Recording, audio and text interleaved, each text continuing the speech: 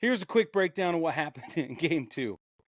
The Yankees, 2 runs on 4 hits, 1 homer, 7 total bases, no stolen bases.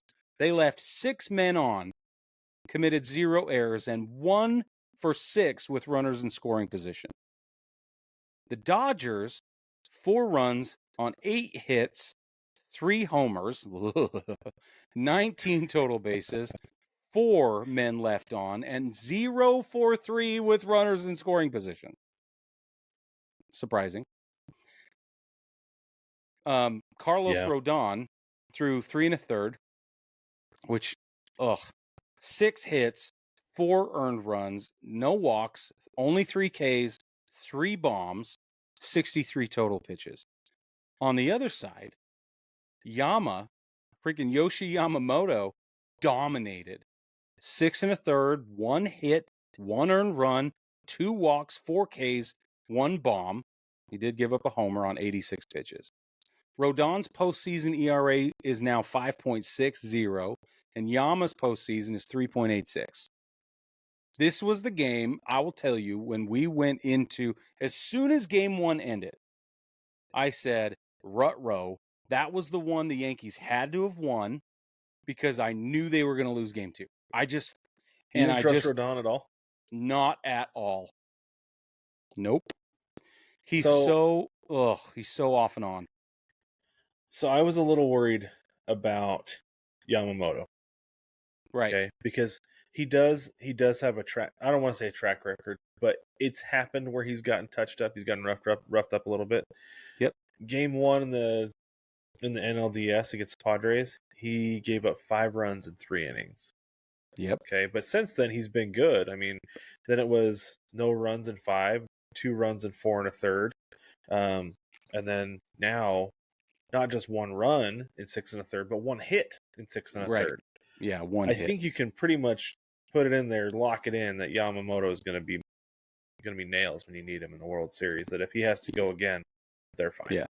Yeah, I think so too. I think that for me, Yamamoto and Flaherty have answered all of my questions and concerns and side remarks regarding their ability to throw the game that the Dodgers need in the World Series. If they're going to need those guys again, I wouldn't be worried as a Dodgers fan. Yeah, I agree. So 225 is the Padres' batting average in the postseason this year. Okay, 225. All right. The Yankees' postseason batting average, hold please, I'm going to get it for you. Oh no. Stats. The Yankees' postseason batting average is 230. So it's better than I thought, but I would expect the Padres to have done better against Yama than the Yankees, right? Just based on numbers alone, that's what I would expect. And that's what happened. And they've seen him more, but Yamamoto he shut down the Yankees this year, though. Oh, yeah. That's part of why I was worried. Yeah. It was a combination of scared of Yama and afraid for Rodon, I think is how I was feeling. So let's go through the scoring.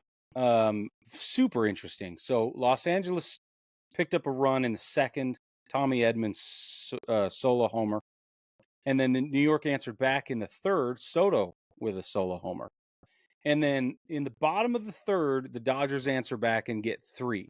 Teoscar Hernandez homers, and then Betts scores with that. It's a 2-run homer. And then Freddie steps up and does it again and hits a solo shot.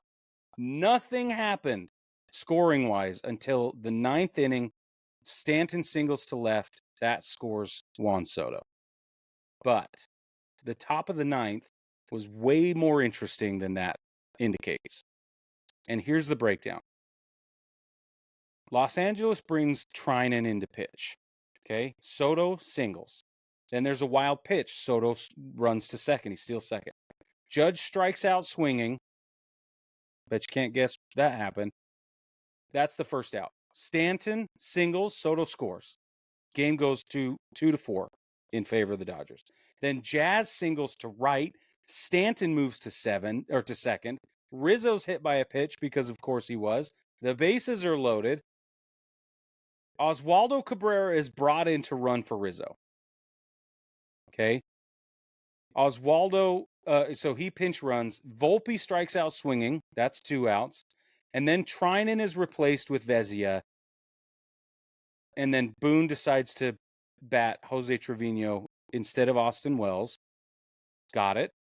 I understand that. But then on the first pitch, Trevi flies out to center field. Ball game over. Vezia threw 1 pitch. Just 1. And that was it. So I just feel like there was more positive momentum in the 9th than the score indicates. Still lost. Right. Yeah. So I was actually, because that was Saturday night, so I was actually at a Halloween party when this was Yeah, going you on. were. I was sitting there watching the game, and they had the game on at the party, and so I noticed I was watching on my phone. And I was like, oh shoot, the 9th is super interesting. So I actually got up and watched on the big 87-inch TV, which Yep. was pretty awesome, by the way. Yeah. And because I was expecting at least one more run to get plated in the 9th inning.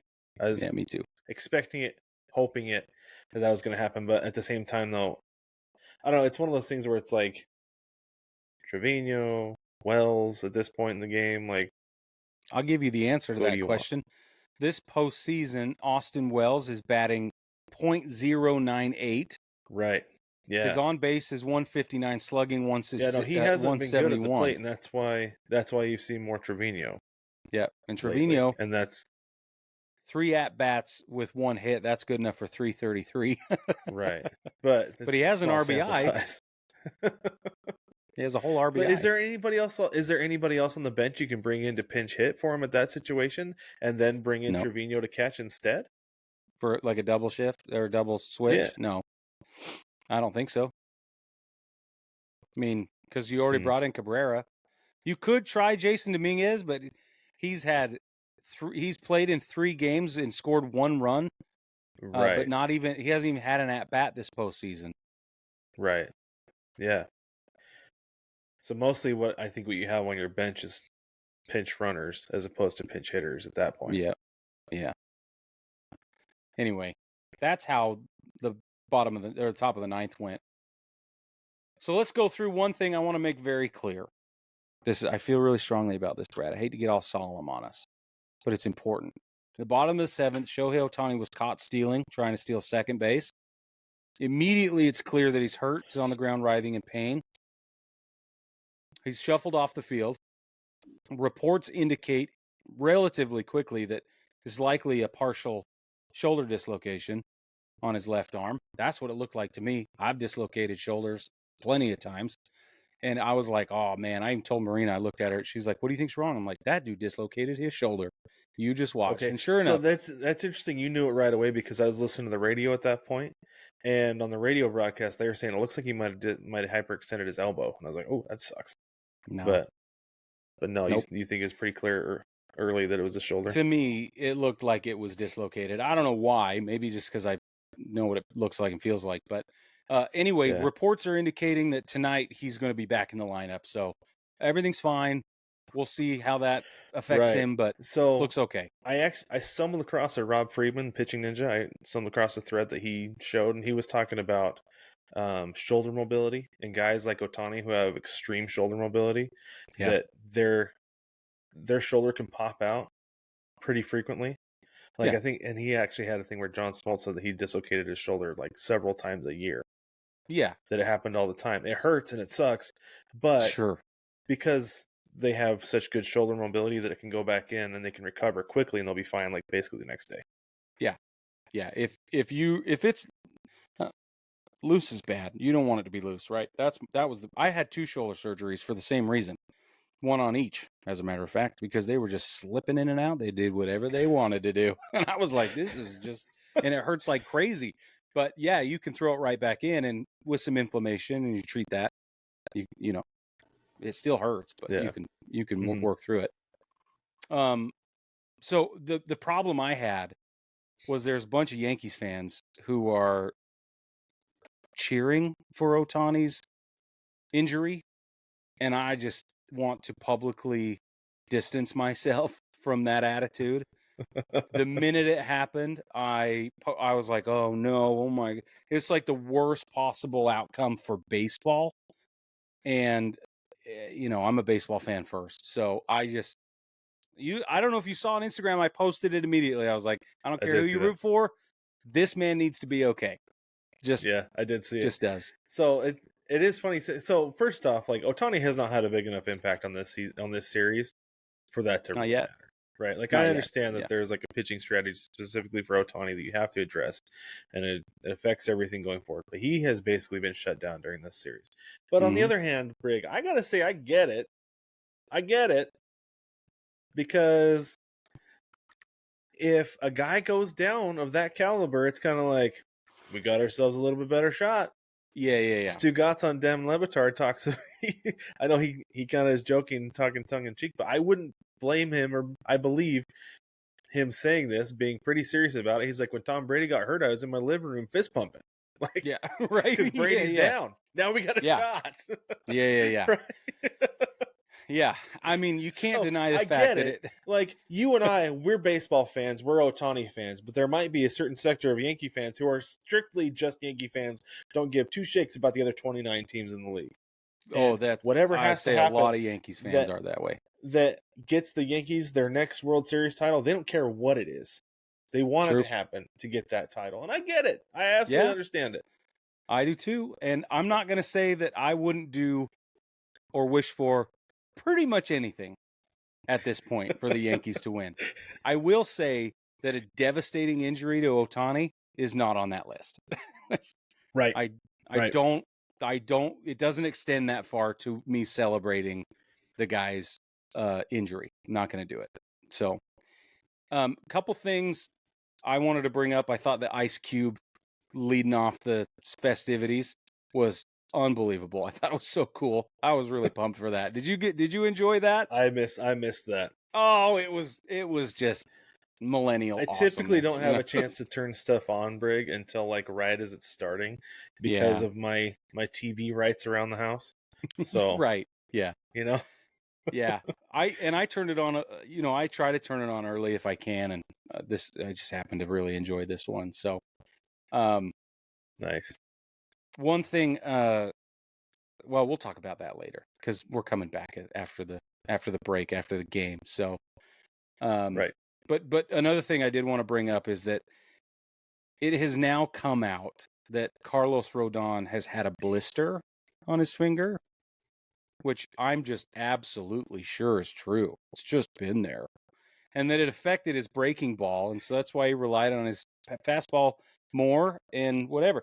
My thoughts are, if you know your guy has a blister and it's messing with his delivery, you don't start him. Possibly. But it is the World Series. If you can help it. Now, if he's hiding it, that's different. I don't know the whole story. I have no idea. Right? If there's other back channel stuff going on or clubhouse stuff going on that I don't know about, whatever. For sure, I got you. But if they're aware that he had a blister on a finger that is critical to throwing his breaking ball, we have another weird manager pitching decision. So I think you miss a game because of a blister in August. Yeah. In April. I don't think you do in October. If there's a way you can throw the ball, you throw the ball in October. I agree with Schilling that. and the bloody sock. It may have been ketchup. It may have been blood. To this day, I don't know. But he was able to throw the ball, so he went out there and did it. This is the thing. Major League Baseball players in general are different animals that you and I cannot relate to.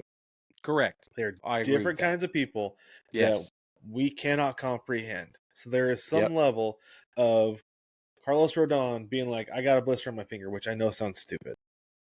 Right? Yeah, but football players play with broken hands, broken arms, whatever. I don't care. Yeah, different sport. This is a very meticulous thing with a pitcher to have a blister on his finger that affects his breaking ball. But if he says, no, I'm good, I can do it, Aaron Boone has to go with it. You got to trust your guy. You got to. Especially in October. I agree. I'm just saying, it's interesting that it came out as an alibi.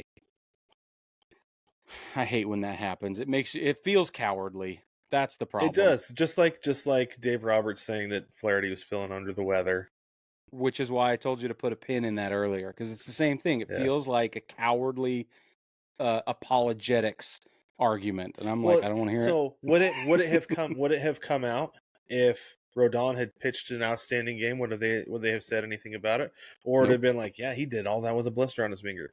Flaherty did all that, and he was not feeling well today. We probably wouldn't have heard a thing about it. Exactly. Yep. And that bothers me. I don't care if you like it or not. That bothers me.